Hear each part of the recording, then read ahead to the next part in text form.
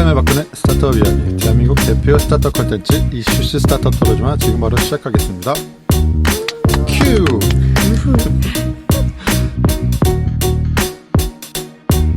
안녕하십니까, 이따갑니다. 네, 금잘못 군씨입니다. 좋다. 부러워. 파이낸셜에 관심을 갖고 있는 주반장입니다. 이슈스 1호 펀드가 필요한 상대입니다. 뭐야? 야, 너네들 뭐야? 왜 오늘 벌써 이렇게 준비한 거야? 자, 오늘 준비 좀 하세요. 나 오늘 생각이 너무 안 나더라고. 내가 진짜. 저희 오늘 이제 오프닝부터 아주 이렇게 뭔가 핀 냄새가 납니다. 파이낸싱한 냄새가 나요. 어디서 요즘 뭐 투자가 잘 되시고 계신가 보죠, 누구들?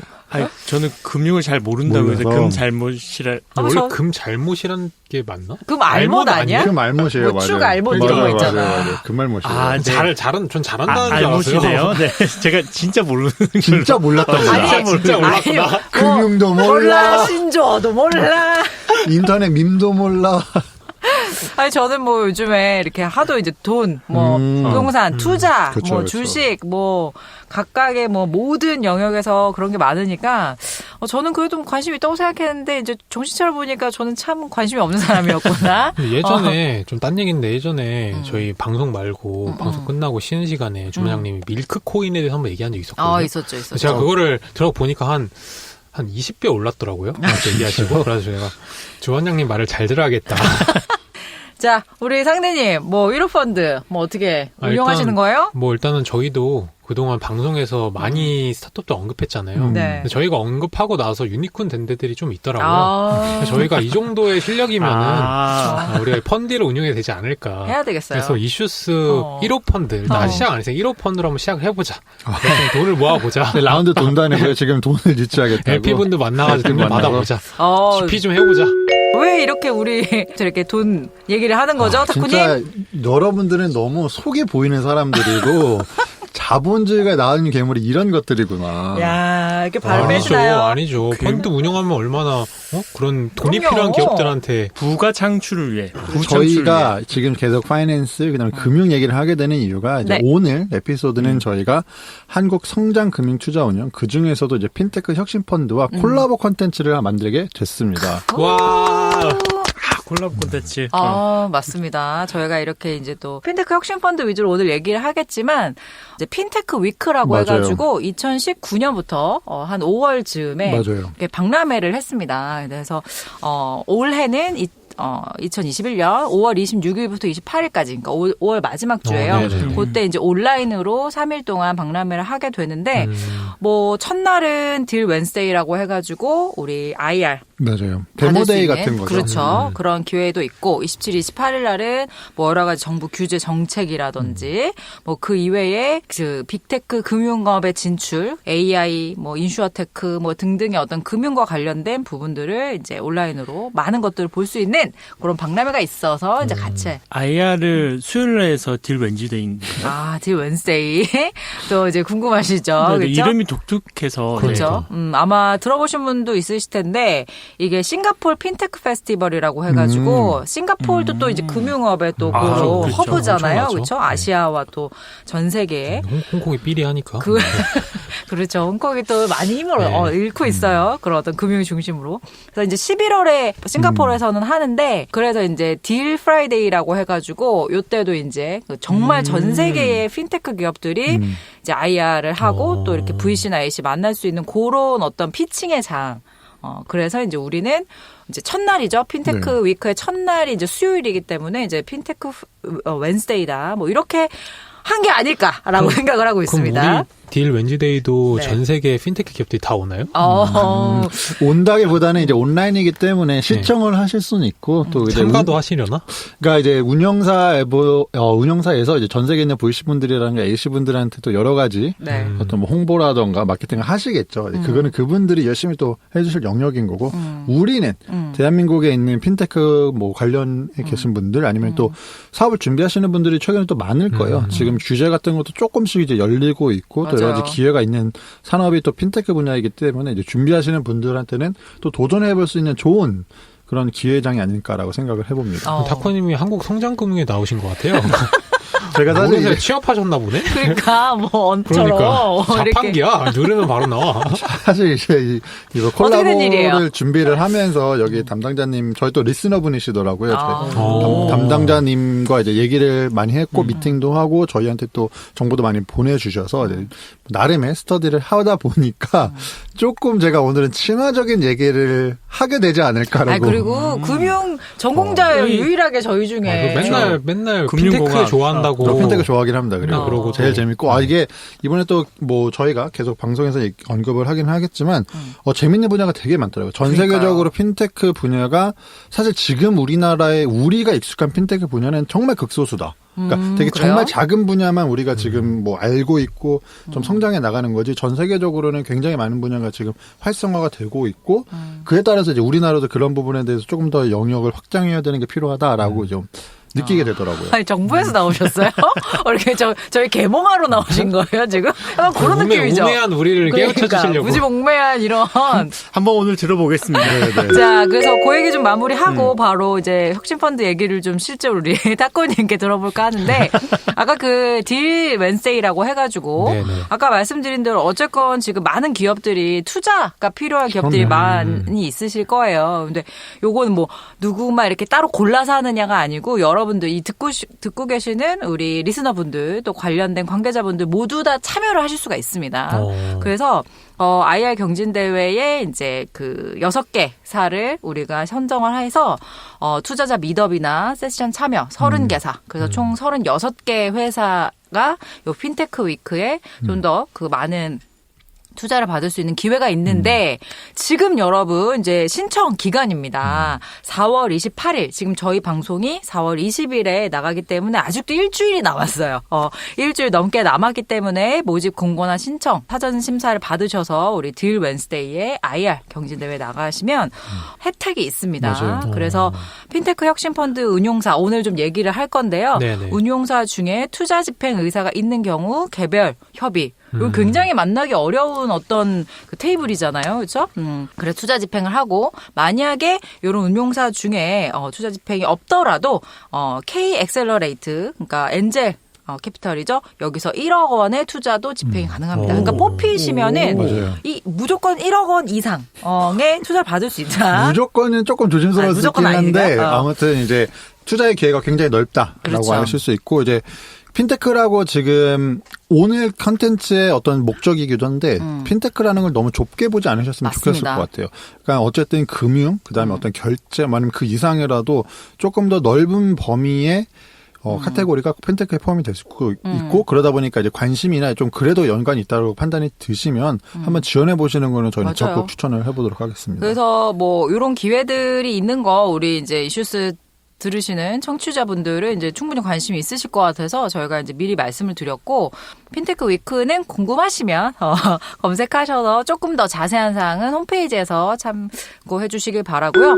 그럼 본격적으로 우리 그 핀테크 혁신 펀드에 대해서 좀 얘기를 해볼게요.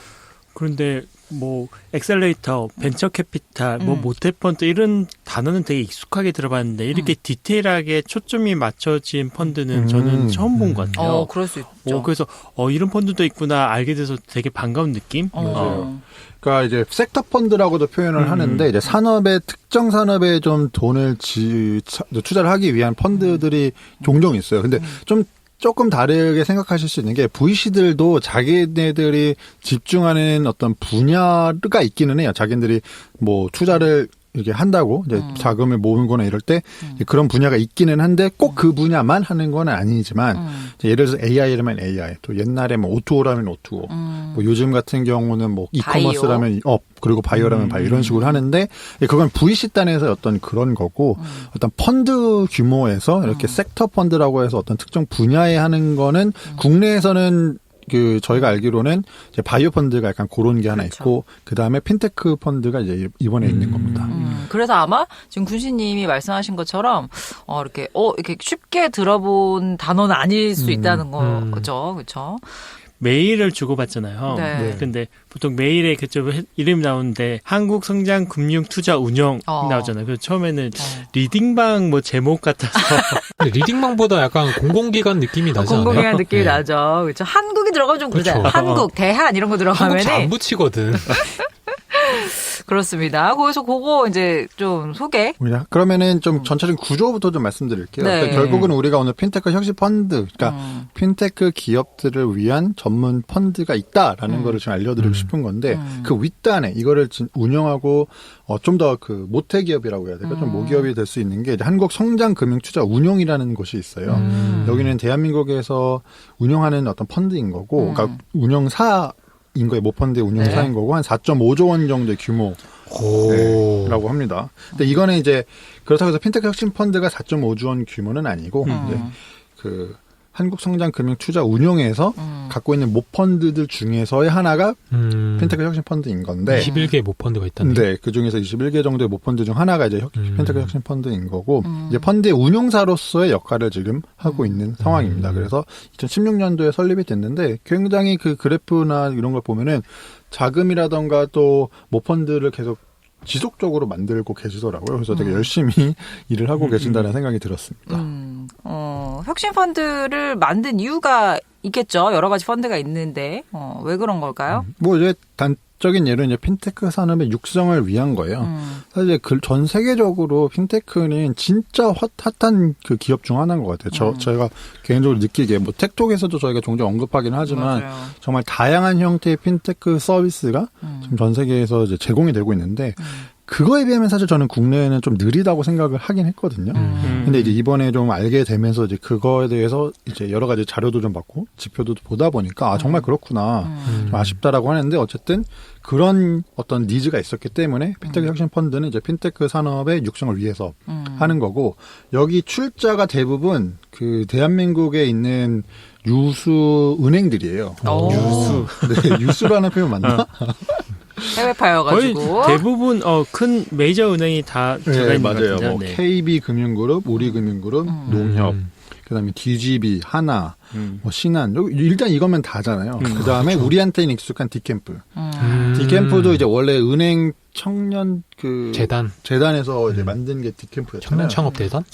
청년 창업재단. 네네. 그래서 이제 디캠프도 여기에 그 출자 기관으로 같이 계십니다. 있고 근데 이제 핀테크 분야라는 게 좀 저는 재밌었던 게 우리가 단순히 딱 핀테크 우리나라 대한민국 핀테크 하면 떠오르는 거 토스. 야, 뭐 얘기해봐요. 핀테크 하면 떠오르는 거 우리. 얼마 전에 좋은 소식이 있었던 뱅크셀러. 뱅크셀 아주 제대로 된 엑시트 그리고 했죠. 요새 또 핫한 스타트업이라 할지 모르겠지만 K뱅크?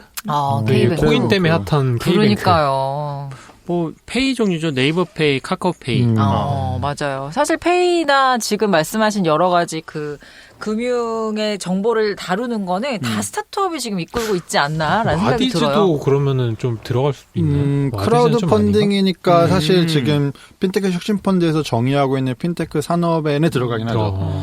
근데 이제 제가 말씀드리고 싶은 거는 지금 우리가 나오는 걸 보면 대부분 결제. 맞아요. 그렇죠. 그다음에 송금. 이건 뭐냐면 자금의 이동에 관한 거예요. 즉 자금의 유통과 관련된 거거든요. 뱅크셀러는 아닙니다.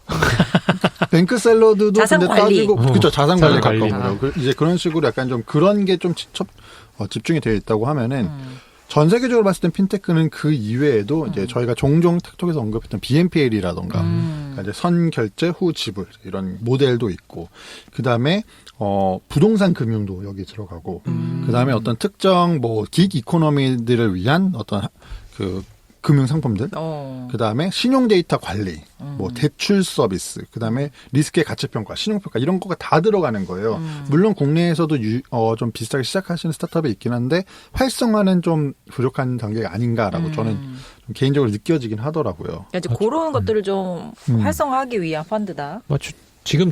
지금 말씀하신 거 저도 새록새록 생각이 나는 게 저희 뭐 틱톡에서 다뤘던 뭐 바카소라는 그쵸. 별장의 리치 형태로 투자하는 것도 있고 그다음 최근에 핫한 페이트론이라고 크리에이터들한테 그 후원할 수 있는 그런 플랫폼 뭐 그런 것도 약간 핀테크 맞아요. 쪽에 들어간다는 거잖아요. 그런 식으로 이제 포함이 다 된다고 정말 하는 해외는 거죠. 많네요. 맞아요. 이제 그런 것 때문에 핀테크 혁신 펀드도 이제 대한민국 핀테크가 좀 더 확장을 하려면 성장을 하려면은 또 이런 투자가 좀 필요하지 않겠느냐라는 이제 목적이 있는 거죠. 그렇습니다. 그러면은 뭐 이전까지 이런 게 없진 않았잖아요, 사실. 그렇죠? 말씀하신 대로 맞아요. 각 그 금융사마다 각자의 어떤 핀테크 랩을 잘 하고 있고 뭐 그쵸. 그런 투자사들도 아주 공격적으로 우리 맞아요. 스타트업의 기술들을 잘 분석하고 뭐 펀드도 조성하고 그쵸. 그럴 수 있는데 그럼에도 불구하고 핀테크 혁신 펀드가 있었다는 거는 그동안의 어떤 마켓에 부족한 점이 있으니까 나온 거 아닐까요? 그러니까 이제 사실 그동안의 문제점이라고 그럼 생각을 해보면 예를 들어서 일단 핀테크 스타트업들은 투자를 유치하는 방법도 사실 익숙하지가 않고 또 핀테크라는 건 사실 자금의 규모가 좀 많이 필요한 경우도 많이 있거든요. 그쵸. 그런 거에 대해서 어떤 식으로 단계를 접근해야 되고 이 정도 대규모의 자금을 유치해야 되는 거의 방식이라던가 그런 내용이 좀 부족했던 게 이제 하나가 있고 투자기관들도 우리 뭐 전문 VC분들이 많이 계시기는 하지만 금융제도에 대한 이해라던가 어떤 전략적 복잡하죠. 투자 그다음에 네트워크 뭐 이런 그러니까 이 핀테크라는 금융이라는 섹터에 대한 전문성이 좀 부족했었던 것도 일부 사실이다라고 할 수 있는 거죠. 금융이 규제 산업 중에 하나잖아요. 그렇죠. 그래서 이 실제적인 BM 위에도 규제를 다 실시간으로 알고 있어야지 되지. 그거 규제 잘못 아무것도 모르고 진행했다가는 그렇죠. 큰일 나죠. 뭐 대표적인 예가 토스 초창기 창업 초창기 때 그렇죠. 서비스를 갑자기 내려줬다고 하잖아요. 중단돼가지고 못하고 꽤 오랫동안 중단이 됐었죠. 네네네. 그런 식으로 규제에 엄청나게 휘둘리는 그럼요. 그런 핀테크 쪽 산업인 거죠. 예. 맞아요. 뭐 모든 산업이 그렇긴 하지만 또 이제 금융이라는 건 되게 민감하잖아요. 민감하고. 관리도 좀 많이 받아야 되는 분야이긴 한데 또 이런 전문 인력이 사실 VC단에서는 좀 부족했기 때문에 그런 이유로 좀 육성에 대한 필요성도 좀 있다. 라는 얘기가 나오고 있고요. 그렇기 때문에 이제 핀테크 혁신 펀드에서는 조금 더 이제 이런 거에 조금 더 전문가 육성도 좀 하고 그다음에 핀테크에 조금 더 집중한 자금을 만들어 놓으면 예를 들어서 뭐 좀 타 분야의 스타트업에 갈 자금이 조금 더 핀테크 쪽으로 갈 수 있는 긍정적인 효과가 좀 있을지 않을까 생각을 하시는 거죠. 그리고 개인적으로 혁신은 혁신인데 상대적으로 그러니까 미국이나 동남아 아프리카보다 우리나라가 이 결제 시스템이나 금융에 대해서 상당히 잘 돼 있는 편인 것 같아요. 그렇죠. 예를 들어 지금 동남아 은행들이 동남아 쪽에 나가서 시스템을 맞아요. 구축하고 아예 지점을 세우고 있거든요. 그렇죠. 뭐 일단 동남아 같은 경우는 아직도 COD라고 캐시온 딜리버리라고 결제가 안 되다 보니까 배달하신 분이 현장에서 돈을 수령해가지고 다시 갖다 놓는 그런 것도 있고 또 거기는 신용카드 쪽이 발달하지 않았으니까 바로 이렇게 핀테크 모바일로. 쪽이라 해서 모바일로 넘어오는 경우도 있다 보니까 저도 이거를 좀 말씀드리고 싶었던 게, 뭐 말씀하셨던 것처럼 국내가 플라스틱, 그러니까 크레딧 카드 쪽이나 카드 쪽이 잘 돼 있는 건 맞아요. 그러니까 굉장히 대단한 거긴 한데, 그래서 동남아라던가 뭐 아프리카라든가 이런 분야가 뭐 금융이 좀 취약하다라고 생각할 수 있지만 반대로 그게 전화위복으로 만약에 잘 만들 수 있다고 하면은 카드 없이 그냥 핀테크로 바로 시장에 넘어갈 수 있거든요. 중국이 단적인 예로 대표적인 그랬었고, 사례가 중국이죠. 중국도 이제 그런 사례가 너무 좋은 예잖아요. 이제 그런 것처럼 이제 우리나라에 또 오히려 너무 잘 돼 있었던 게 기존의 어떤 금융사들이 잘 구축해 놓았던 것이 핀테크 발전에 조금 더딤을 그렇죠. 걸리지 맞아요. 않았을까? 그래서 뭐 토스 예전에 이승근 대표님이 오랜만에 클럽하우스 나와가지고 방송하는 들어봤는데 우리나라에서는 할 이유가 없대요. 카드를 다 잘 쓰고 있는 소비자들이 어쨌든 페인 포인트를 느껴야 넘어가는 건데 카드도 너무 편한데? 맞아요. 또 카드 모바일로도 돼가지고 모바일로 다 해결이 되는데 왜 굳이 새로운 결제 수단을 해야 돼? 이렇게 되다 보니까 더뎌지는 부분이 있죠. 그렇습니다. 그래서 어쨌건 이제 각 시장마다의 상황이 있는 것 같은데, 이제 그래서 이제 저희가 지금 얘기하는 거는 기존에 이제 일반적으로 생각했던 핀테크 분야 이제 그런 부분이에요. 근데 어쨌건 지금 핀테크 스타트업이라고 하는 것들이 이제 다양한 기술이 있는데 요거는 과연 이 기존과 어떤 투자를 달리하기 때문에 이 우리 스타트업들에게 도움이 되는지 어떤 방식으로 펀드가 운영이 되는지 그게 실제 우리 스타트업에 어떤 도움이 되는지 그 부분을 좀 살펴봐야 될 것 같아요. 뭐 일단 단순한 거로 이제 여기는 자금이 있는 쪽이다 보니까 투자를 하는 게 가장 기본적으로 많이 하고 계신 이제 활동이라고 생각할 수도 있고요. 네. 뭐 단순하게는 이제 직접 투자와 간접 투자 정도를 좀 나눠서 생각을 해주시면 좋을 것 같아요. 네네. 일단은 핀테크 혁신 펀드에서 직접 투자하는 경우도 있다고 하시더라고요. 네. 뭐 핀테크 관련된 그다음에 아니면 최소한 이제 핀테크라는 카테고리 안에 들어올 수 있는 그 스타트업의 어떤 투자 심의를 거쳐서 직접 투자를 진행을 하시고요. 여기에는 이제 토스 같은 약간 좀 너무 1차원적이라고 해야 될까? 전통적인 핀테크뿐만이 아니라 좀 금융과 관련된 서비스가 되는 이제 인베디드 핀테크라고 좀 표현할 수도 있는데. 인베디드 핀테크. 그래서 이제 금융과 관련된 서비스가 접목된 경우에도 투자 대상으로 이제 고려를 하고 계시다라고 하고 있고 이거는 그냥 근데 큰 틀에서는 그냥 이제 우리가 일반적으로 알고 있는 VC 투자와 좀 유사한 형태라고 생각을 하셔도 좋고 이제 두 번째로도 이제 그 간접 투자 여기서는 블라인드 펀드라고 표현을 하시는 것 같은데 블라인드 펀드 좀 안 좋은 거 아니에요? 그런 건 아니고 그래요? 이제 간접 투자라고 해서 이제 VC 분들을 실제로 선정을 하셔서 어떤 모펀드로서의 어떤 역할을 하시게 되는 거죠. 그래서 이제 핀테크 전문 인력이 조금 이제 업계에는 VC 업계에는 조금 부족한 상황이기 때문에 보다 적극적인 투자가 이루어지기 위한 목적으로 핀테크 전문 인력을 투입하고자 하는 노력도 같이 하고 계시고 이와 더불어서 이제 선정되어 있는 VC 분들한테 자금 출자를 해주시는 형태로 해서 이제 그렇게 되면 이제 선정된 VC들이 또 이제 핀테크에 관련된 기업들, 스타트업들한테 투자를 하게 되겠죠.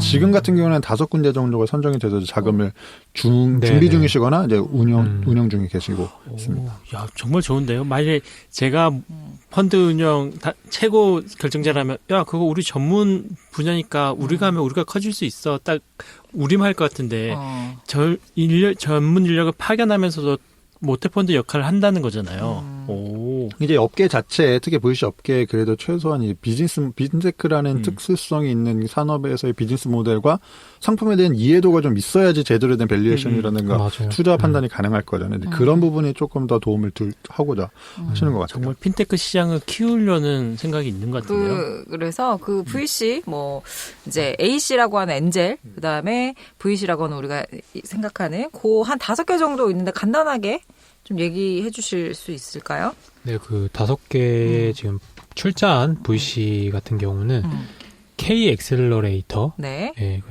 그리고 서울대 기술지주, 2개가 이제 엑셀러레이터 네, 엑셀러레이터고 그다음에 약간 프리 A에서 시드에서 프리 A 정도까지는 투자를 많이 하고 계시다고 하더라고요. 좀 나눠져 있나 봐요. 그리고 뒤에는 VC 쪽인데 한국투자 파트너스, 그다음 KB 인베스트먼트, 그다음 키움 인베스트먼트. 이 같은 경우는 시리즈 A에서 B 혹은 그 이상까지도 또 투자하는 형태로 펀드를 구성한다고 합니다. 그래서 약간 이제 전체적인 틀은 이렇게 잡아놓고 계시긴 하지만 사실 모든 투자가 그렇다. 똑같듯이 이제 투자 단계가 어떤 중요하다기보다는 출자 은행 혹은 이제 좀 시너지를 낼 수 있는 좀 여러 가지 뭐가 있느냐에 그렇죠. 따라서 좀 의사결정이 된다라고 설명을 하시더라고요. 그리고 뭐 키움이나 KB 같은 경우는 어쨌든 금융 계열의 VC다 보니까 맞아요. 그런 금융에 대한 이해도 높아가지고 아까 말씀하신 것처럼 굳이 핀테크 전문 인력을 투입 안 해도 되잖아요. 그런 부분에서 좋은 것 같고 또 키움 같은 경우는 그 이세분이 또 여기 대표이사 하시면서 힘을 많이 밀고 있다 해가지고 여기는 괜찮은 것 같네요. 경영 수업인가요? 마음에 들어요? 마음에 들어? 그런 데로 통과했어요? 가야죠. 팍팍 밀어준다는 밀어주니까. 얘기니까 당근 선정되면. 그렇죠. 그러니까 이제 요 파트너사마다의 어떤 특징이 있으니까 들으시는 분들이나 아니면 관심 있으신 분들은 우리가 요런 투자도 여기에서 받을 수 있겠구나. 이거 보시면 좋을 것 같아요. 시드에서 시리즈 B까지 이 펀드에서 책임져주면 나머지 투자사들은 여기서 한번 투자했으면 검증이 되는 거잖아요. 맞아요. 사실 그것도 되게 도움이 많이 된다고 하더라고요. 그러니까 어찌됐든 뭐 투자를 유치하게 되면은 최소한 그 투자를 이끈 주체가 있을 거 아니에요. 근데 그 주체를 통해서 어떻게 보면 레퍼런스 책 같은 게 가능하기 때문에 스타트업 입장에서는 도움도 많이 되고 실제로 이제 후속 클럽들이라고 해가지고 이제 상응하는 돈은 아니더라도 그 유사한 자금 규모를 매칭을 해서 손잡고 들어오는 그렇죠.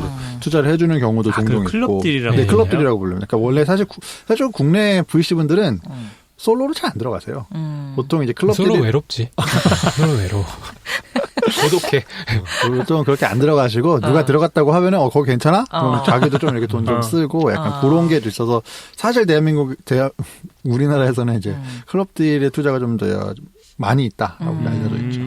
그래서 이제 첫 번째 우리 직접적으로 투자하는 직접 투자와 이제 간접 투자, 블라인드 펀드라고 하는 요 운용사랑 같이 들어가는 것이 있어요. 그래서 그렇게 좀 투자를 하고 있어서 아마 스타트업 각각의 이제 직접 투자 받을 수도 있고 이렇게 간접 투자 받을 수도 있는데 저는 좀 세 번째 이 MPL이라고 하는 크레딧 펀드라는 투자 방식도 있다는 게 이건 좀 전혀 모르겠어요. 포인트로 주는 건가? 크레딧 펀드라고 하는 크레딧은 뭔가 이렇게 신용이 쌓여야 되는 건지 뭐 어떤 부분을 얘기하는지. 좀 더 익숙한 분들인데 뭐 핀테크, 펀드, 크레딧 다 익숙한다는데 네.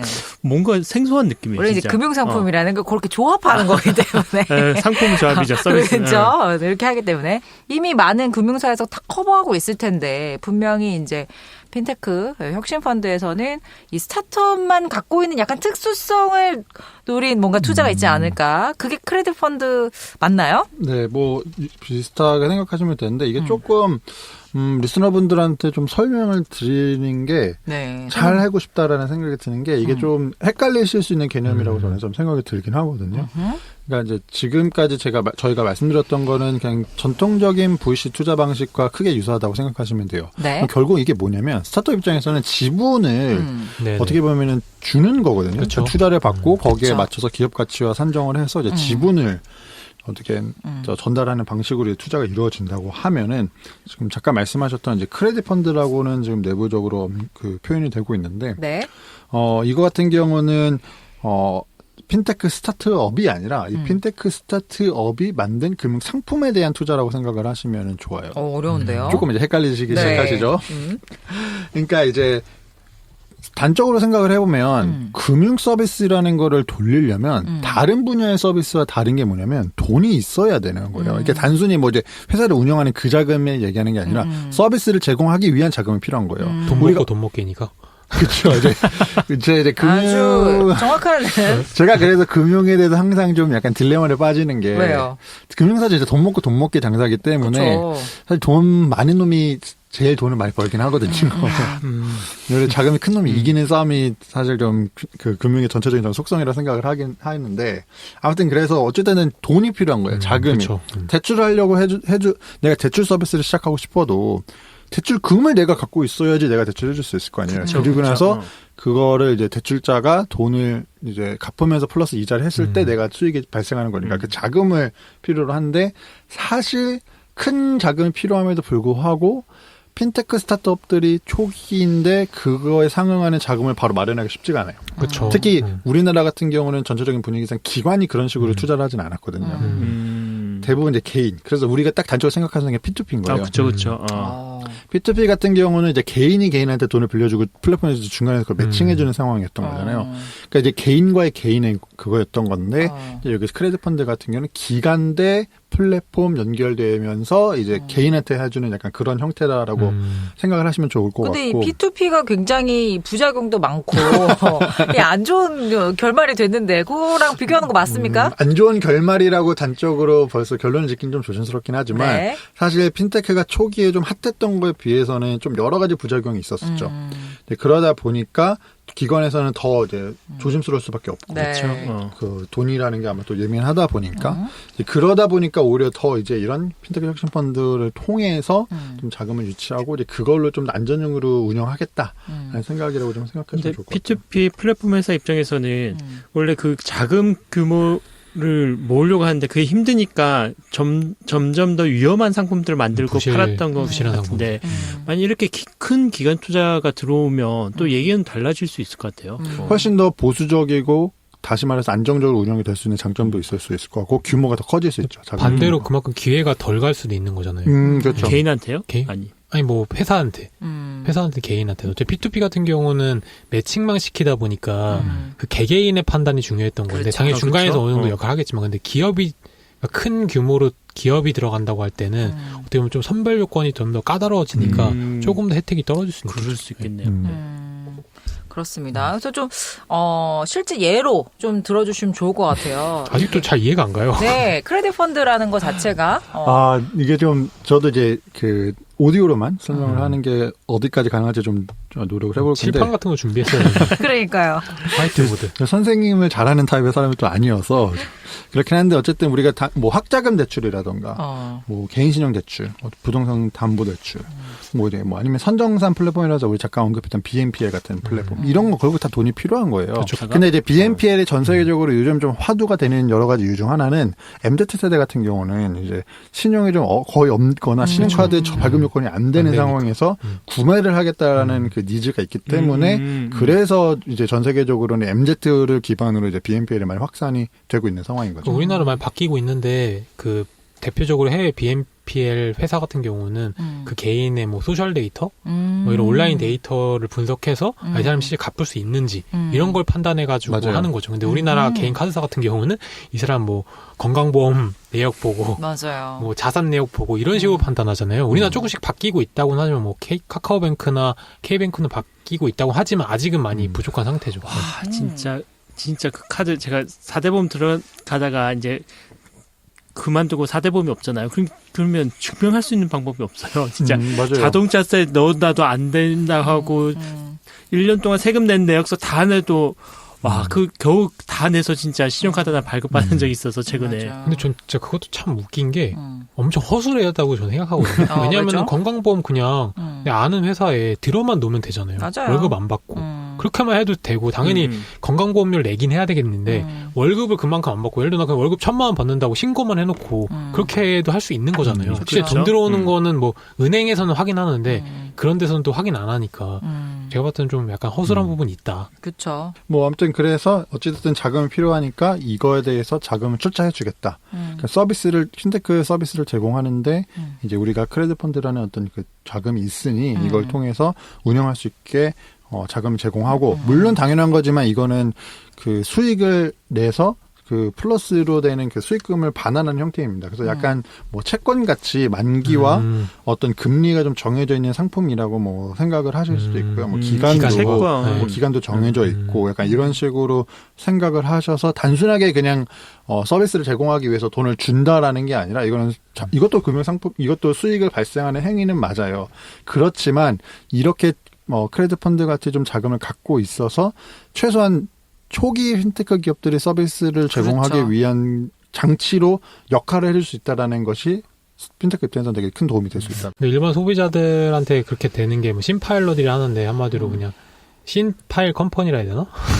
그런 데들한테 이렇게 먼저 해준다는 것 같고 그리고 제가 그 이해한 바로는 네. 약간 PF랑 비슷하지 않나. 프로젝트 파이낸싱이라고 아까 말씀하셨듯이 그 기업의 지분을 가져가는 형태가 아니라 그 회사의 제품, 그 제품이라고 하면 아까 말했던 핀테크성 제품도 있고 어쨌든 그 회사 제품에 투자를 하는 건데 PF 똑같잖아요. 기간이 있고 예를 들면 2년 동안 이 자금을 이런 사업의 목적으로 운영할게요. 그리고 확정 금리는 몇 프로예요. 그럼 그걸로 이렇게 나중에 원금과 그렇죠. 수익을 확정 수익을 가져가는 거잖아요. 그렇죠. 이것도 그렇게 똑같은 거 맞나요? 뭐 유사하다고 생각하시면 좋을 것 같습니다. 근데 저는 예를 들어 P2P 부동산 쪽이 좀 많이 있었잖아요. 부동산 대출, 파이낸싱. 네네네. 근데 거기에 만약에 이걸 주면 정말 일시적인 유동자금을 해결해 주는데 근본적인 문제는 해결 못해 주는 거 아닌가요? 근본적인 문제는 어떤 거? 예를 들어 이번 달에 몇 억을 못 갚았으니 몇 억을 빌려줘요. 펀드에서. 근데 그게 시간이 지나도 갚을 수 있는 계획이나 물론 그걸 보고 재정상을 보고 빌려주겠죠. 아 당연하죠. 이게 단순히 그냥 우리 돈 많으니까 그냥 적선하겠다고 하는 게 아니라 거기에 필요한 여러 가지 심사라던가 다 제공을 당연히 하고 그다음에 저 핀테크 분야에서 뭐 예를 들어서 뭐 신용평가라던가 뭐 리스크 가치 평가 같은 것도 이게 다 기술이 접목이 되고 있고 특히 요즘 빅데이터가 워낙 잘 돼 있어서 그거를 어떤 알고리즘과 어떤 로직을 통해서 분석하느냐가 지금 그 싸움인 건데 그런 것도 다 활용을 하게 되는 거죠. 그러니까 단순하게 돈 많으니까 그쵸. 너한테 뭐 이렇게 빌려주겠다라는 개념은 절대 아닌 거고. 화내지 마요. 아니, 화내지 말고. 잘 만들잖아요. 오늘 북해야. 그 핀테크 이렇게 많이 워킹 펀드 생각한다니까요. 북해야 북해. 지금 정부에서 나오셨기 때문에 지금 굉장히 예민합니다, 지금. 화가 많아. 화가 많으셔요, 지금. 이 핀테크 지금 양성하고 싶은데 얼마나 이렇게 지금 열정이 있으신 근데- 분인데 그렇게 그런 얘기 하시면 안 되는 거예요. 지금 돈이 많아서 하는 게 아니에요, 우리가 지금. 근데 이게 또 애매한 게 아까 네. 얘기했지만 금융에 대해서 제가 갖고 있는 약간 딜레마가 있다 보니까 핀테크를 성장해야 된다는 건 너무 동의하는데 저는 반대로 규제도 좀 계속 강화를 해야 된다고 생각하는 편이라서 왜요? 그런지. 그러니까 이게 결국은 되게 예민한 문제인 거잖아요. 사실 지금 전체 뭐 우리 사회면에서 보는 여러 가지 이슈들도 사실 금융에 관련된 얘기가 그렇죠. 되게 많은 거예요. 이슈들이. 본질적으로 따지고 보면 라임 사태, 뭐 맞아요. 라임 사태도 맞아요. 뭐 그럴 수도 있고 글로벌 금융위기. 맞아요. 다 그런 거 다 그러니까 카드 사태도 있습니다. 카드 사태는 되게 오래된 거 아닌가요? 2000년 초반에 DJ 정권 때. 그러니까요. 아무튼 이제 그런 식으로 좀 규제가 좀 필요한 상황인데 단순하게 좀 너무 오픈되면서 발전시키게 하는 게 과연 맞는 산업인가에 대해서 저는 좀 개인적으로 조금 이 주제에 대해서는 좀 이제 에피소드 후반에 다시 한번 얘기하면 좋을 것 같고요. 좋습니다. 어쨌든 핀테크 혁신펀드에서는 이에 말씀드렸던 이 세 가지 방식, 직접 투자, 간접 투자, 그다음에 이제 그 크레딧 펀드 이런 형태를 좀 유기적으로 연동을 해서 이제 궁극적으로 하고 싶으신 건 그거 같아요. 뭐죠? 이게 출자 기관들이 금융사들이 많잖아요. 뭐 우리나라 시중은행이라든가. 근데 시중은행들이 자기네 사내 펀드라던가 그쵸. 아니면 핀테크랩이라고 불리는 뭐 R&D 센터라고 해야 될까요? 뭐 이제 삼성 같은 데서도 이제 C랩이나 이런 거 네네. 운영하고 있잖아요. 그러니까 그런 걸 같이 운영을 하고 있기는 해요. 그러니까 그 금융사들도 자신들이 여러 가지 뭐 이제 우리는 종종 디트라고 표현하는 약간 그런 혁신이 필요하다라는 거에 대해서는 얘기가 지금 잘 되고 있는데 이제 그거와 지금 우리가 투자하는 스타트업들과 연계에 대해서 되게 끊임없이 고민을 하고 계신다고 하더라고요. 그러니까 결국은 뭐 토스는 정말 혼자 잘 큰 것 중 하나라고 우리가 생각할 수도 있긴 하지만 이 부분은 상진님이 그때 한번 얘기해 주셨는데 은행들이 동의를 해줬기 때문에 맞아요. 토스가 가능했었던 맞아요. 거거든요. 한 번 또 안 됐었잖아요. 맞아요. 그렇기 때문에 약간 이제 시너지라고 우리는 표현을 하지만 어쨌든 기존의 금융권이 갖고 있는 그렇죠, 어떤 뭐 그렇죠. 데이터라던가 여러 가지 뭐 사실 자금도 시스템이라던가. 그렇고 시스템이나 맞아요. 이런 거에 대한 연계가 필요하기 때문에 단순히 어떤 투자로만 그치는 것이 아니라 뭐 어떤 시너지, 그러니까 연계를 할 수 있는 기회들, 그러니까 맞아요. 뭐 시중은행들과 아니면 시중은행이 갖고 있는 핀테크 랩들과의 어떤 연계. 왜냐하면 유사 서비스라든가 좀 공통분모를 갖고 맞아요. 있는 기능을 같이 개발하고 있을 수도 있으니까. 아니면은 이제 제도권에서 좀 규제 같은 거를 좀 완화해 준다거나 좀 필요하면 샌드박스 형태로 뭐 해준다거나 이런 것까지 좀 같이 염두를 하면서 뭐 사업을 하고 계시다라고 말씀하시더라고요. 맞습니다. 규모가 어느 정도 돼요? 지금 같은 경우는 한 펀드 조성된 거, 그다음에 그다음에 이제 펀드가 조성 매칭으로 좀 들어오는 공동 투자금 같은 거 좀 포함해서 현재 한 3천억 원 정도. 와. 근데 이거를 향후 한 5천억 정도의 규모를 확대할 계획이라고 일단은 뭐 계획을 세우고 계시다고 합니다. 계획은 계획일 뿐. 계획은 뭐 꿈은 돈이 크게 뭐- 할 수 있으니까. 현재는 한 3천억 원 정도다. 3천이든 5천이든 뭐 그러니까요. 어마어마한 숫자죠. 아니 이런 게 실제로 스타트업에게 잘 전달되는 게 좋은 것 같아요. 맞아요. 그러니까 결국에는 지금 계속 뭐 똑같이 얘기하고 있지만 스타트업은 돈이 필요하죠. 특히 초기 투자도 그렇고 기술이나 이런 건 있는데 이제 이런 운용 자금들 필요하고 또 우리 파트너사나 아니면 기존의 제도권 금융사 같은 경우도 우리의 어떤 이런 인프라를 활용해서 좀 더 나은 어떤 투자, 좀 더 이렇게 좋은 어떤 수익 창출할 수 있는 방안이 없을까가 사실은 요즘에는 모든 마켓 스타트업의 기술들이 들어가고 있기 때문에 징검다리 역할을 하네요. 양쪽에 대한 니즈를 채워주는. 굉장히 도덕책 같은 그런 어떤 징검다리. 맞습니다. 그건 이제 다리 역할을 해주는데, 뭐 사실 좀 와닿지가 않아요. 어떤 핀테크 회사가 우리가 말하는 핀테크 회사인지. 그 어떤 피투자사. 그렇죠.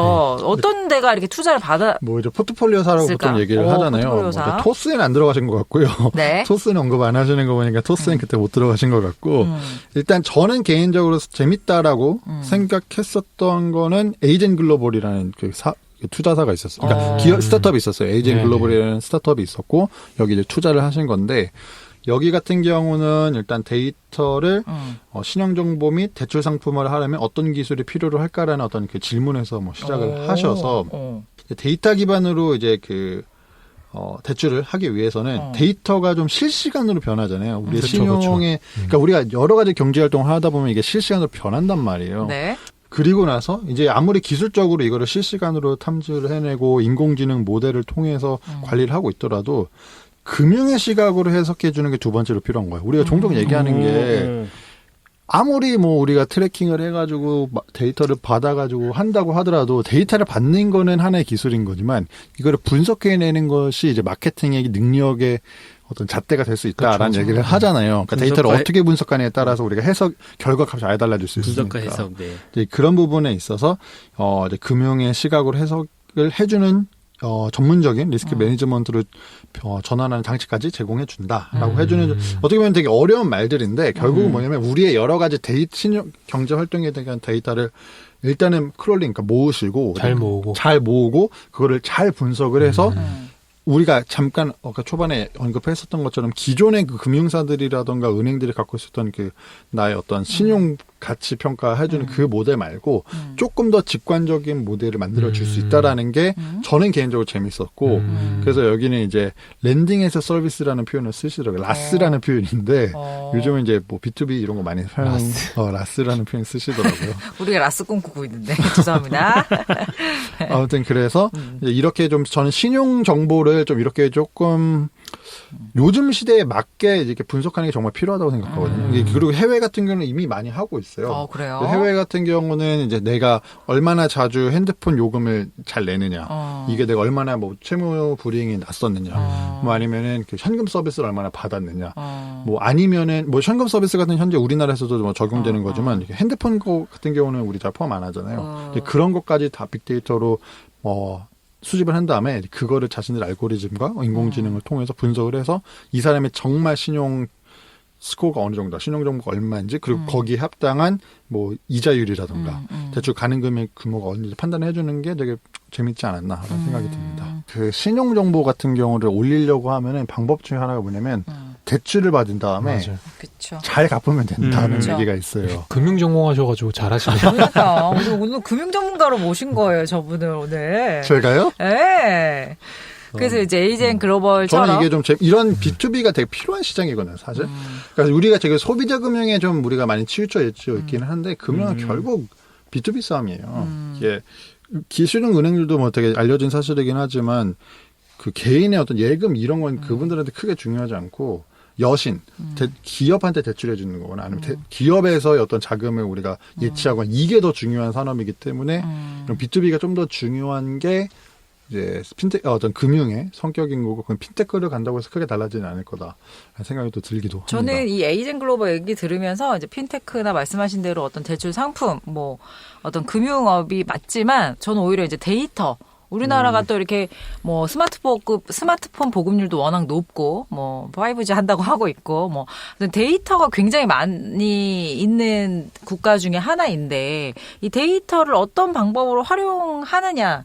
가 아직은 좀 미성숙 단계다라는 얘기를 많이 들었어요. 그래서 저는 요거 자체가 이제 대출 상품을 만들어낸다의 결과값도 중요하지만 데이터를 가지고 뭘 할 수 있을까? 좀 더 뭐 기존과 좀 다른 데이터의 좀 가치를 높이려면 뭘 할 수 있을까를 생각했다는 것 자체가 되게 의미가 있는 것 같고 데이터가 돈을 만든다. 그러니까 데이터가 이제 핀테크가 된다. 그런 측면에서 좀 의미 있는 투자가 아니었을까라는 생각이 들었습니다. 데이터가 핀테크가 된다. 베트남이나 뭐 인도네시아나 이런 쪽도 잠재 시장이라고 들었습니다. 여기 같은 경우는 동남아 같은 경우는 우리 잠깐 얘기했던 것처럼 아직은 약간 금융산업의 인프라가 그렇게 잘 구축되어 있는 곳이 아니기 때문에 사실 지금의 어떤 모델로는 신용평가를 하기는 어려울 수 있어요. 왜냐하면 거기는 그러니까 우리가 신용카드를 썼을 때 인프라나 어떤 금융사들의 좋은 점이 뭐냐면 데이터로 이렇게 트래킹 가능하잖아요. 그렇죠. 내가 어디 GS를 몇 시, 밤 2시 반에 결제했는지 안 했는지를 우리가 알 수가 있으니까. 근데 이제 동남아 같은 경우는 아직 그게 열악한 상황이고 대표 현금 거래를 하다 보니까 그게 어려운데 뭐 에이젠 글로벌 같은 어떤 이런 여러 가지 우리 경제 활동을 가지고 분석을 해서 어떤 신용 정보라든가 이런 데이터에 대한 결과값을 낼 수 있다라고 하면은 사실 그 시장에서는 더 주목할 수 있는 거고 결국 이게 그러면은 고도화가 되게 필요한 작업이거든요. 그러니까 방망이 깎는 노인들처럼 정말 열심히 한 분야를 좀 뭐랄까 장인이 되는 수준으로 이렇게 해야 되기 때문에 좀 이제 그런 부분이 조금 뭐 아직은 더 도움이 많이 필요하시는 상황이고 그렇기 때문에 이번에 투자가 좀 도움이 되지 않았을까 생각을 합니다. 이런 부분은 사실 진짜 좀 많은 시간과 공이 필요할 수도 있거든요. 그렇습니다. 저는 뮤직하우. 뮤직하우. 또 핫하잖아요. 너무 멋있죠. 뮤직하우 또 모르시는 분 있을 수 있으니까 간단하게 이거 뭐 뮤직하우 뭔가요? 또 뭐 제가 이해한 바로 네. 얘기하면은 어떤 가수가 노래를 내잖아요. 네. 그 노래를 출시하면 이제 요새는 뭐 스트리밍이라고 뭐 멜론, 진 이런 데 스트리밍이 되잖아요. 그럴 네. 때마다 돈이 일부가 들어와요. 네. 저작권 수익이라고 하죠. 민저권이라고 하고 수익이 들어오면은 이제 그 수익에 대해서 투자라는 거예요. 그 노래에 대해서 내가 일정 부분에 어느 정도의 돈을 투자하면은 그 수익에 일정 자기가 투자한 만큼의 비율에 맞춰서 수익을 돌려주는. 맞아요. 네, 그게 기본 뮤직하우의 모델로 알고 있고요. 그래서 어쨌든 이거 제가 봤을 때 투자가 무조건 필요한 게 어쨌든 물건을 팔려면 네. 인접권을 사와야 되잖아요. 맞아요. 일정 부분. 그럼 돈이 필요하잖아요. 네. 그러다 보니까 그런 부분이 분명히 초반에 투자가 분명히 필요했을 것 같고 그러니까 저작권 확보를 하기 위해서 네네 그런 부분에 돈이 필요했을 것 같고 네. 이쪽 시장이 지금 국내는 아까 타코님 말씀하신 것처럼 핀테크가 우리나라에서 아직 많이 성장 못한 것처럼 해외에서는 엄청 보편화된 모델로 많이 사업을 하고 이 있어요. 뮤직하우가 예를 들면 뭐 마이클 잭슨에 대한 뭐 인접권을 뭐 정확히 기업은 기억 안 나는 뭐 소니 같은 데서 아예 인접권을 다 사와가지고 네. 그걸로 이런 장사를 한다든지 아. 그런 식으로 해외에서는 보편화되게 많이 하고 있고 또 이거는 음악에 포커싱 돼 있지만 최근에 국내에서는 명품 자체를 쪼개가지고 금융상품처럼 파는 그것도 예를 들면은 명품 시계 같은 경우는 리셀이 가능하잖아요. 그렇죠. 한마디로 리셀을 할 때 내가 이 비싼 명품 예를 들면 뭐 위블로 같은 거를 뭐 몇 천만 원 주고 내 돈 주고 사는 게 아니라 내가 거기 10,000원만 투자하는 거야. 그 다음에 이게 만약 1,000만 원짜리가 1,500대. 그럼 지분율에 맞춰서 그렇죠. 약간 리츠랑 비슷한 것도 있죠. 그런 형태로 투자하는 쪼개서 투자하는 게 요새 부동산도 그렇고 그렇죠. 명품도 그렇고 이런 지식재산권도 그렇고 이런 게 대세다 보니까 그쪽에서 좀 국내에서 또 케이팝이 핫하잖아요. 그쵸. 케이팝도 글로벌로도 되니까 해외에서도 돈이 들어올 거예요. 너무 좋지. 국내로만 커버가 되는 게 아니니까. 그런 부분 때문에 뮤직하우가 저는 좀 괜찮은 모델이고 뮤직하우한테 꼭 필요한 돈이지 않았나 우와. 싶어서 좀 좋은 사례인 것 같아요. 이건 네. 기존에 생각할 수 없었던 부분인 것 같아요. 그냥 음악을 듣고 뭐 음악을 만드는 저작권이 이게 핀테크인가 싶은데 이게 핀테크라고 지칭할 수 있나 봐요.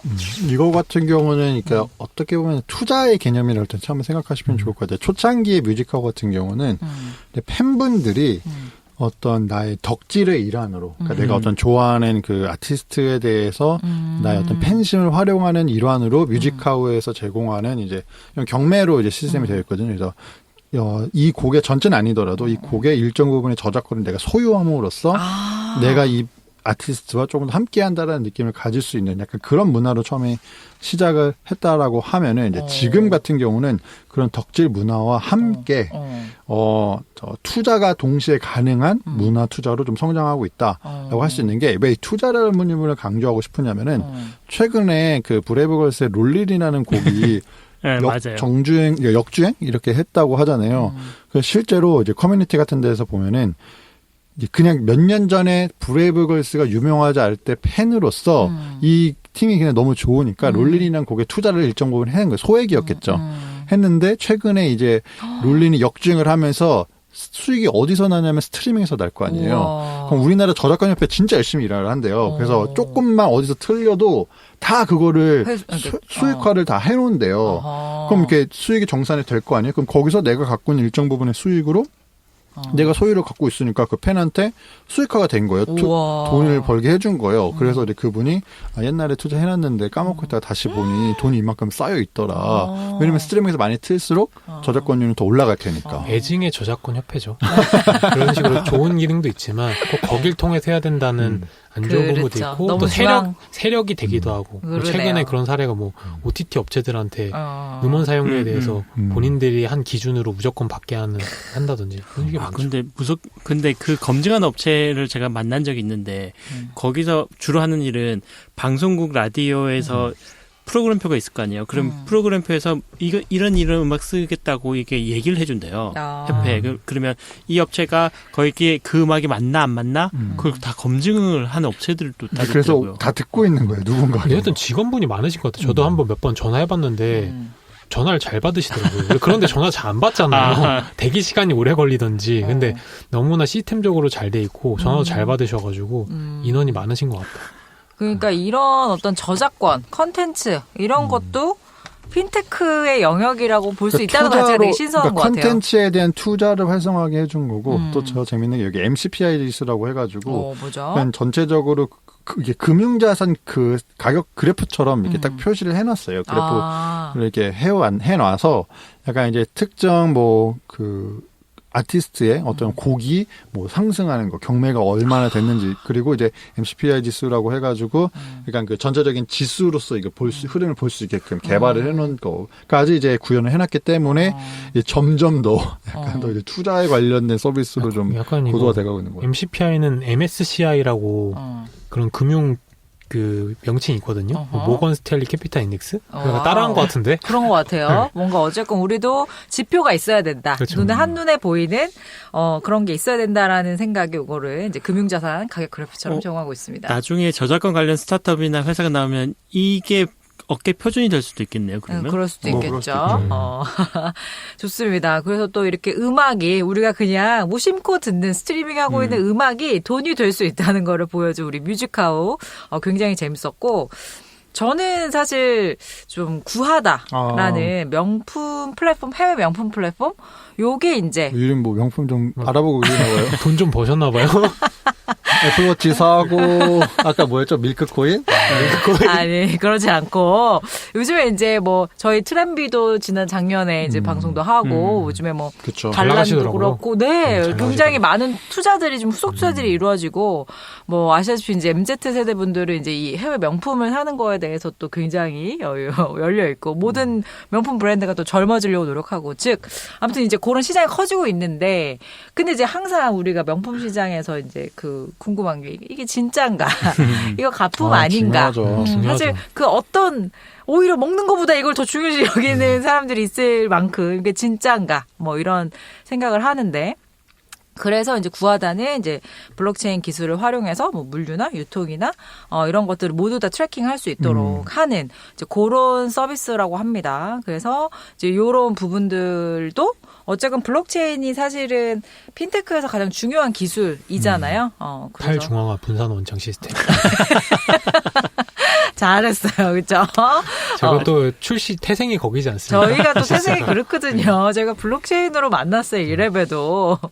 자, 그래서 요 구하다도 요 핀테크 혁신펀드의 한 축이기도 하다는데, 그거 좀 간단하게 우리 핀테크 전문가님. 전문가님. 블록체인 전문가님. 얘기 좀 해주세요, 타코님. 구하다 같은 경우는 네. 이제 B2C로 봤을 때는 해외 명품 뭐 구매 플랫폼, 이커머스 플랫폼이라고 생각하시면 될 것 같아요. 그래서 현재 같은 경우는 이제 롯데온이랑 좀 연동이 되어 있어서 그 무슨 말이에요? 롯데온이라는 그 롯데에서 만든 이커머스 웹사이트가 있잖아요. 그룹 통합. 잘 안 되는데. 잘 될 그거야, 거예요. 거기서 이제 해외 명품관으로 가면은 이 구하다와의 API가 연동이 되어 있어서 여기서 그러니까 롯데온에서 구매를 하시는 거기는 하지만 네. 이제 API는 구하다 거를 쓴다라고 생각을 하시니까 백엔드는 이제 API 구하다 거를 사용한다고 생각하시면 되는데 어쨌든 이제 해외 명품 그 해외 직구 뭐 구매된 병행 수입 약간 이런 거라고 이제 생각하시면 되는데 여기 같은 경우는 이제 결품률이라는 게 있어요. 그래서 해외 그 직구 사이트 같은 데 가면은 네. 뭐 내가 구매를 하려고 다 결제까지 해놨는데 며칠 뒤에 메시지가 와서 죄송하지만 이게 없는 제품이에요. 그래서 저희가 보유하지 판매할 수 이런 경우가 종종 있다라고 그때가 하더라고요. 가장 빡칩니다. 진짜 화가 나. 그 고객 경험에서 진짜 최악이라고 하더라고요. 그렇죠. 이제 근데 구하다 같은 경우는 이제 명품 그 벤더들 1차 벤더들이라고 하는 그러니까 뭐 그 예를 들어서 특정 뭐 명품 브랜드 말고 거기에 벤더들 사들가 이제 큰 데들이 있는데 뭐 거기 구찌다. 그럼 구찌가 주는 벤더사들이 분명히 네. 있겠죠. 그 중에서 큰 데들과 연동이 되어 직접 API 연동을 해놔서 우와. 이런 그런 결품률을 거의 제로로 만들 수 있도록 노력을 하는 게 B2C 사이드인 건데 주변에 잠깐 말씀해주는 블록체인을 그럼 어떻게 활용하냐라고 했을 때는 이게 생산부터 결제까지 이게 블록체인의 특수증 중 하나가 이제 그러니까 그렇죠. 그 위변조가 불가능하다라는 특수성이 있잖아요. 이제 그걸 가지고 이게 정말 그 제품이 맞다라는 걸 계속 트래킹할 수 있게 해준다라는 거예요. 그러니까 뭐 이제 기존 같은 경우는 이제 이게 또 단순히 뭐 명품뿐만이 아니라 식품 같은 경우는 특히 뭐 청송 사과다라고 하면은 진짜 이게 청송의 그 특정 농장에서 재배된 것이 맞는지 안 맞는지를 이 기술을 접목을 하면은 소비자가 바로 알 수 있게 된다라는 거죠. 요새는 청송에서 사과가 안 난대요. 강원도에서 난대. 그래요? 더워져가지고. 진짜. 이건 슬픈 일이다. 와. 괜찮아요. 조만간 파인애플하고 망고를 우리나라에서 그런가요? 둘이 한다 그러면 되는 거 아니야? 그쪽 대응 아니야? 두리안까지. 아무튼 그런 어떤 원산지에 대한 부분. 그렇죠. 그러니까 유통 과정에서 이게 위변조가 가능하다라는 게 맞아요. 명품뿐만이 아니라 식품 쪽에서나 또 여러 가지 유통 채널에서 문제점이 계속 된다고 하더라고요. 유통기한도 바뀔 수 있겠어요. 유통기한도 바뀌는 게 정말 그러시면 안 되지만 종종 편의점의 그 대표님들이 남아인 이거 이제 유통기한이 얼마 안 남은 뭐 도시락이라던가 이제 그런 식품 제품들을 혹시라도 택갈이 한다고 하잖아요. 택을 갈아버려가지고 조금 더 연장을 시킨다거나. 그러니까 맨날 뒤에서 끄는 거 아니야? 그럴지 모르니까. 가장 뒤에 거. 선입 맞아요. 선출인가 뭐 이런 거 아닌가? 아무튼. 그래서 실제로 지금 이제 구하다 같은 경우는 이제 GS25랑 합작 투자를 진짜요? 해가지고 B2B 계약이 지금 체결되어 있다. 그래서 엄청 많을 건데 이걸 그러니까 다, 편의점 도시락의 여러 가지 그 유통 관리를 이 시스템 하나로 통합을 시켜버리고 과거에는 수기장부 맨날 손으로 쓰고 그렇지. 바코드는 RFID로 찍찍 찍고 했는데 그것도 갈아버리면 끝이잖아요. 맞아요. 근데 조작 그런 거를 얼마든지 조작할 수 있는 이제 거니까. 구하다의 어떤 그 블록체인 시스템을 유통 시스템을 통해서 위변조가 불가능한 블록체인을 활용한 좀 더 믿을 수 있는 제품을 하겠다. 이게 알바생들이 요새 도시락 별로 안 좋아하시나 봐요. 왜요? 제가 편의점 알바했을 때는 네. 빨리 끝나길 원했거든요, 유통기한이. 그래서 내가 먹을 수 있으니까. 택갈이 많이 한다는 어려웠어요? 거는 네? 많이 어려웠어요? 택갈이 한다는 거는 좀 별로 먹고 싶지 부가 않으신가 수입이죠. 보네. 사이드 네. 수입. 아니 그런 거 있죠. 저도 편의점 알바 해본 적 있는데 그럴 때 이제 맛있는 그때 거 도시락 있었어요? 그때 없었다. 슈퍼 아니야? 슈퍼? 없었다. 동네 이거 사. 슈퍼? 편의점 마트. 그거 아니야? 아무튼 명품 플랫폼이라고 하는 구하다가 이게 핀테크인가? 그 결제 쪽에 붙어서 지금 핀테크라고 했나 싶었는데 그게 아니라 완벽하게 어떤 그런 블록체인 시스템을 접목했기 때문에 요것도 핀테크의 영역으로 또 이렇게 맞아요. 투자를 받았다라고 할 수가 있겠네요. 그 유럽 부티크의 주요 공급망과 직접 연동되어 있을 수 있다는 게 가장 큰 장점 중 하나인 거고 그걸 아예 블록체인 기술을 접목을 해서 위변조까지 막아버렸다라고 하는 게 좀 기술의 가장 큰 장점이고 대표님이 제 기억이 맞다면은 아마 블록체인의 좀 그 기술적 기반 맞아요. 네, 백그라운드 있으셔서 구하다가 저희가 저번에 얘기했었던 그 트렌비라던가 뭐 반란이라던가 여기와 이 해외 명품 구매에 대한 그 문제 해결하는 방식이 다른 거죠. 무슨 예를 말이죠? 들어서 트렌비 같은 경우는 뭐 이제 그 구매 대행이라든가 그렇죠. 약간 좀 그 해외 직구 같은 모델이 조금 더 가깝다고 하면은 구하다는 구하다만의 방식으로 기술을 그걸 풀어버리는 약간 그런 차이가 있다라는 게 저는 좀 맞아요. 재밌다. 같은 문제를 놓고도 풀어내는 방식이 다르다라는 거죠. 근데 이게 출발점이 다른 거죠. 그러니까 트렌비나 발라는 명품을 어떻게 하면 좀 더 잘 소싱할까에서 시작해서 이제 그럼 거기서 해외에서 직구를 하자, 뭐 아니면 판매자를 뭐 오픈 채널을 만들자, 뭐 이런 거였다면 구하다는 사실 이제 블록체인 기술에 되게 관심이 많으셨다고 하시더라고요, 이 대표님이. 그래서 블록체인 기술을 활용할 수 있는 가장 블록체인 기술이 필요한 마켓이 어디일까를 고민하다가 사실 해외 명품이기도 하고 아까 말씀하신 음식 이제 우리 가장 그런 편의점 뭐 이런 거라고 저는 알고 있어요. 그래서 이제 이런 부분들을 단순히 기술로만 멈추는 게 아니고 이렇게 이제 좀 돈을 만들어낼 수 있는, 즉 이렇게 시장성을 가질 수 있는 쪽으로 이제 했고, 그거를 좀 가능성을 봐서 이제 우리 펀드에서 투자를 하고 또 좋은 결과를 내고 있는 것으로 알고 있어서 아무튼 저는 굉장히 흥미로워서 구하다를 한번 또 언급해봤습니다. 지금 저희가 포트폴리오에서 한번 봐도 이게 핀테크야? 라고 할 수 있는 분들이 아마 있으실 거예요. 이거 결과론적으로 그렇지 핀테크지 하지만 처음에는 절대 그렇게 생각 못 하거든요. 감이 좀 잘 안 올 수 있어요. 그렇죠. 연상이 안 됐죠. 그렇죠. 그럼에도 불구하고 이제 우리의 핀테크 혁신 펀드에서는 여기에 우리예요 지금 투자도 하고 콜라보 같이 하는 팀이니까 한 시간 듣다 보니까 우리 핀테 펀드인 것 같아요. 우리 펀드인 것 같아요. 너네들이 너무 좀 비판적인 사고를 가져줘야 돼. 가지고 있어요 지금. 아무튼 그래서 네. 이런 그러니까 처음에는 의아해할 수 있지만 네. 그래도 핀테크라는 어떤 전체적인 넓은 카테고리로 봤을 때는 충분히 더 추적 검토도 하고 실제로 투자까지 이루어지는 케이스가 많이 있다라고 아시면 되게 좋을 것 같습니다. 좋습니다. 자, 그래서 오늘 이제 핀테크 혁신 펀드를 한번 저희가 얘기를 해봤고요. 뭐 앞으로 핀테크의 영역이 넓어질 거라고 생각하고요. 또 핀테크 혁신 펀드로 인해서 많은 스타트업 분들이 우리 아이템도 우리 시장도 이 핀테크로 좀 이렇게 접목해서 좀 지원을 받을 수 있는 방안이 없나? 그런 게 궁금하시면은 핀테크 위크 다음 달 5월 26일부터 28일까지 하는 여러 가지 이제 행사들이 있어요. 행사라고 하면 우리가 옛날에는 오프라인이니까 이제 막 이렇게 코엑스 같은 데 가서 이렇게 봐야 되는데 지금은 온라인으로도 뭐 세미나든 아니면 뭐 미더비든 이런 것들 다양하게 구성이 되어 있으니까요.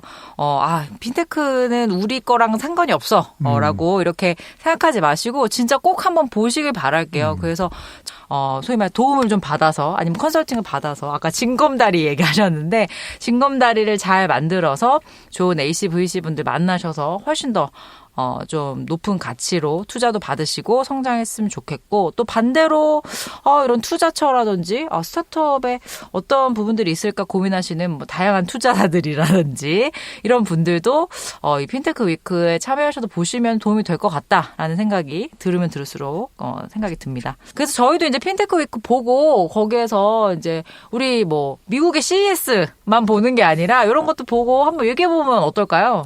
재밌을 것 같아요. 좋을 것 같은데요. 후속 방송으로. 그렇죠. 이제 우리가 아까 얘기했던 1호 펀드를 만드는 그 안목으로 우리가 픽해 보는 거죠. 공부해야죠. 그렇게 한번 저희도 해볼 테니까 여러분들도 많은 참여 부탁드리도록 하겠습니다. 오늘 방송 여기서 마무리하도록 하겠습니다. 네. 언제나처럼 댓글 한 번만 남겨주세요. 네. 감사합니다. 고맙습니다. 감사합니다.